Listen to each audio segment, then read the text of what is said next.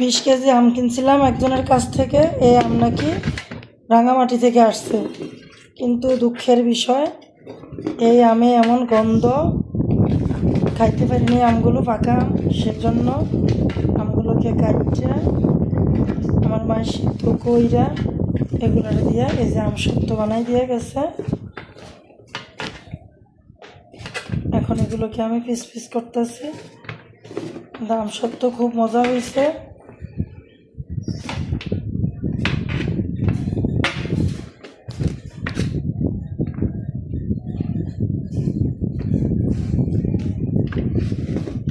তো পাকা আম একটাও খাইতে পারিনি, আমি একটা দুর্গন্ধ ছিল। আর আম সত্যটা আবার ঠিক আছে, এটা খাওয়া যায়।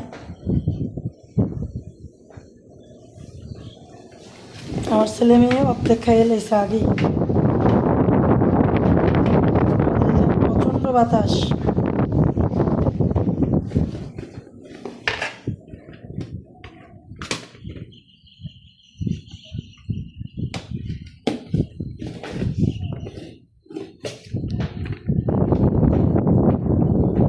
বাতাসের অনেক শব্দ।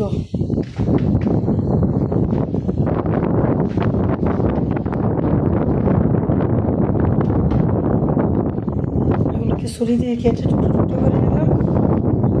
এবার সারাদিন আমার ছেলে মেয়ে খাইতে পারবো।